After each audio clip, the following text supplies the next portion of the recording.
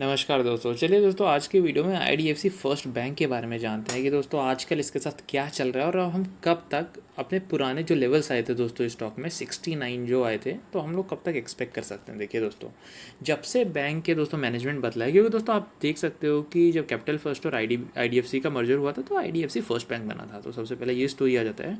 बाद में ये लोग लेके आए वैद्यनाथन जी को। और दोस्तों आपको पता होना चाहिए कि जब हम लोग फाइनेंशियल सेक्टर की बात करते हैं तो यहाँ कोई बिजनेस मॉडल नहीं होता, यहाँ ये सब बिल्कुल भी नहीं होता। यहाँ जो इम्पॉर्टेंट चीज़ होती है वो होता है उनका मैनेजमेंट। यानी कि जो कंपनी को चला रहा है उसके पुराने एक्सपीरियंस कैसे हैं, उसने पुराने कौन से प्रोजेक्ट्स पे काम किया है, कैसा उसका फाइनेंशियल रिकॉर्ड रहा है। और दोस्तों वही पूरी कंपनी को आगे ड्राइव करके लेके जाते हैं। और दोस्तों यहाँ हमारे पास एक बहुत बेहतरीन मैनेजमेंट है जो है वी वैद्यनाथन जी, जिनके पास दोस्तों आईसीआईसीआई का एक्सपीरियंस है, सिटी बैंक का एक्सपीरियंस है, इनका खुद का कैपिटल फर्स्ट था दोस्तों, और अब ये आईडीएफसी फर्स्ट बैंक के सीईओ बने हैं। मगर दोस्तों हमेशा एक स्मूथ स्टोरी नहीं होती, फेरी टेल नहीं होता है दोस्तों जब हम लोग बैंकिंग सेक्टर की बात करते हैं। देखिए दोस्तों, सबसे पहला तो सबसे बड़ी प्रॉब्लम जो यहाँ आई वो थी कि कोविड का आना। दोस्तों उससे आप देख सकते हो स्टॉक एकदम, आप देख सकते हो 18-20 के लेवल पे चला गया था।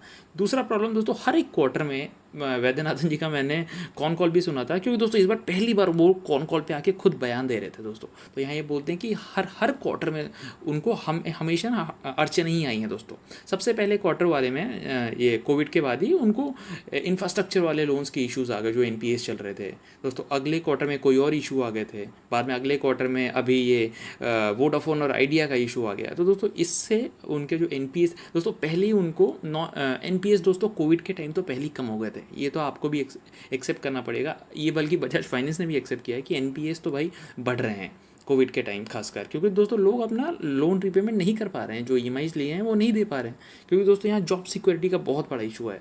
तो दोस्तों पहले ही ये प्रॉब्लम थी कोविड का, और ऊपर से दोस्तों जो इन्होंने जिन्हें लोन्स दिया है वो कंपनीज भी ढंग से नहीं चल पा रही हैं। आप देख सकते हैं वोडाफोन आइडिया ही एग्जांपल ले लीजिए। और दोस्तों ये इंफ्रास्ट्रक्चर जो लोन्स थे, जो अभी सारा इंफ्रास्ट्रक्चर ठप होकर रखा है, तो दोस्तों इनके वजह से बहुत सारी प्रॉब्लम फिलहाल बैंक को आ रही है दोस्तों। तो यहाँ जो हम लोग बोलते हैं कि मैनेजमेंट, तो दोस्तों अदर जो बोलते हैं अदर कॉजेज़ भी यहाँ आ रहे हैं दोस्तों बहुत ज़्यादा सामने निकल के।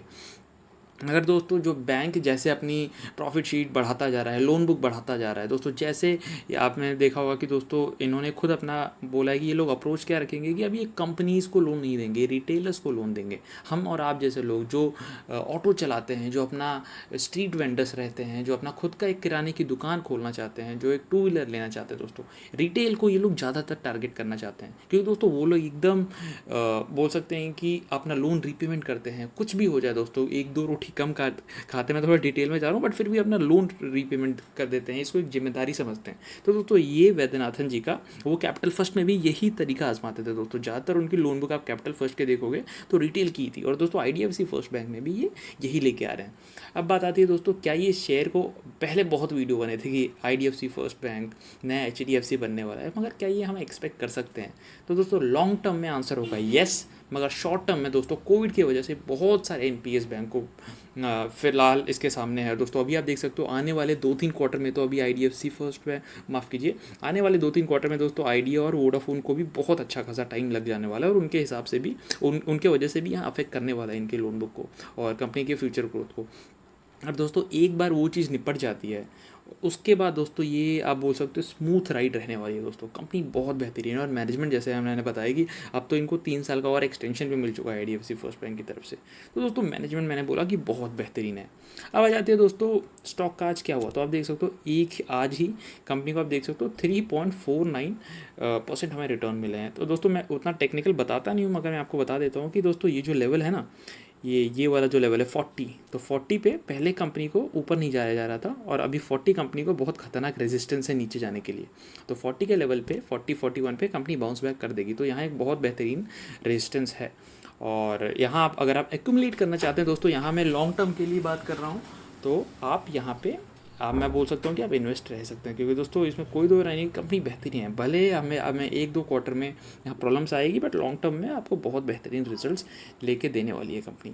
तो देखिए दोस्तों, अगर मैं यहाँ प्रो चेकलिस्ट भी दिखाऊँ तो आप देख सकते हो low possibility of differ for the next 12 month, और poor performance in quality check, ये डेफिनेटली है फिलहाल तो। मगर ग्रोथ स्कोर में दोस्तों among the top performance in growth score company को दिया गया है।